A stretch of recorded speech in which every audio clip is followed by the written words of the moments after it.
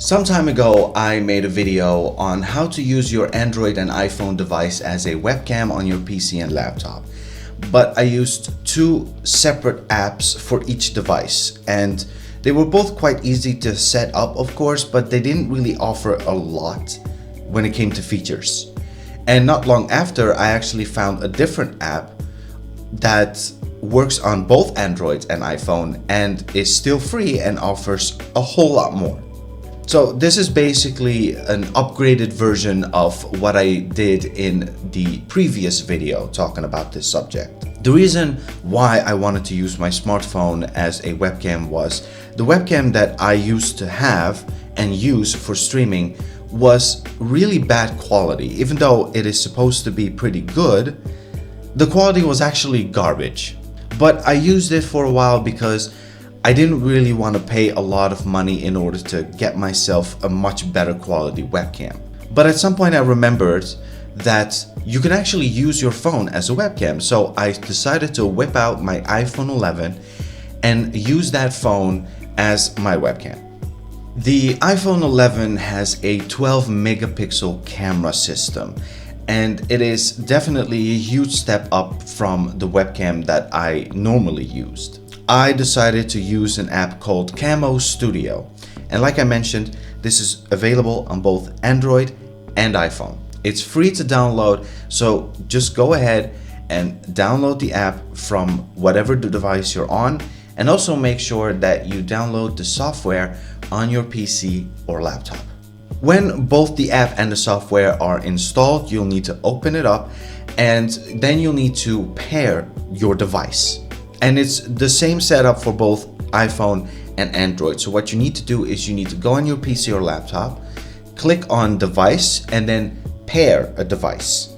On your phone, you'll need to click on the little Wi-Fi symbol button, and you'll see that the camera opens up, and on the PC or laptop side, you'll see a QR code.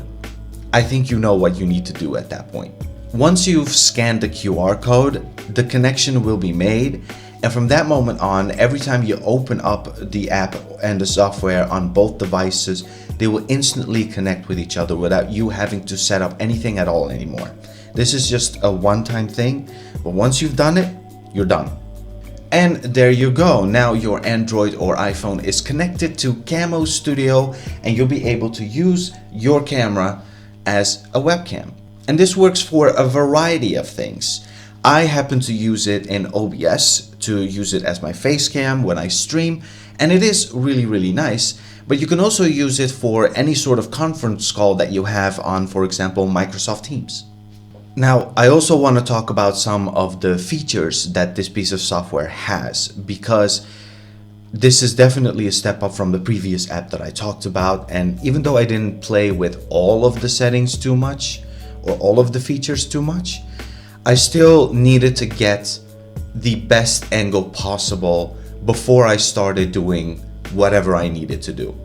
The first one that I wanted to talk about is scenes and watermarks, because when you first pair your device, you'll notice that there is a little watermark, and thankfully it's very easy to get rid of. This is not a pro feature that you need to pay for in order to get rid of. You just go to the Scenes and Watermarks tab. If you have to unfold it, you do, and then just scroll the way down to the bottom and find the one that says Vignette. I hope I'm saying it right. When you click on that, you'll get a little vignette, but it is barely noticeable, and the watermark will also be instantly gone. So that is definitely the very first thing that I wanted to get rid of before I started using this piece of software.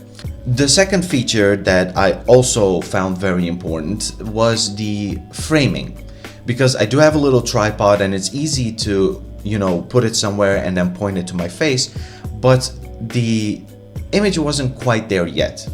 It was a little bit too wide and a little bit too zoomed out.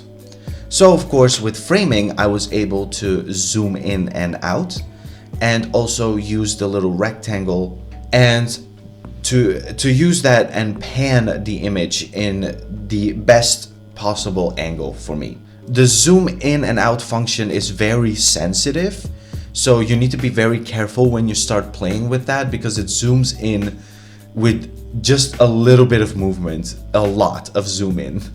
just with a little bit of movement.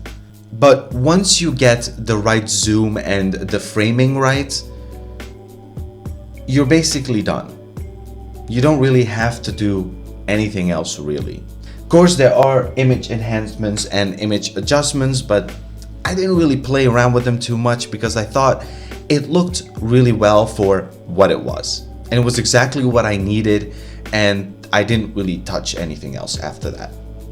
But feel free to explore all that this software has to offer, because I'm sure that I have no idea what else there might be. I just looked at the couple of things that I found the most important, and that was getting rid of the watermark and then making sure that it was a little bit more zoomed in on my face, a little bit more focused on me, and also to pan it in such a way that it had my entire face perfectly on screen without missing a portion of it because I zoomed in too much or the framing was wrong.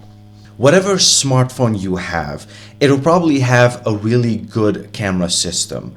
Even the iPhone 11, which is considered a lot older at this point, still has a 12 megapixel camera and is still very crisp and very clear compared to, these stupid webcams.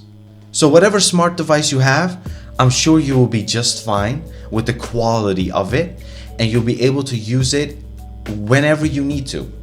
So if you are a streamer like me, or you would like to get a much better face cam quality during your conference calls, then using your smartphone as a webcam is a great option.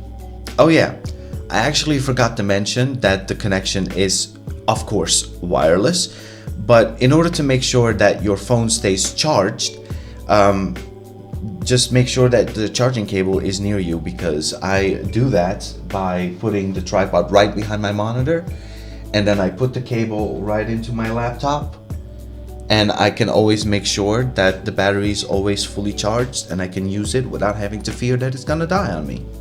So what do you guys think of Camo Studio for your Android and iPhone device?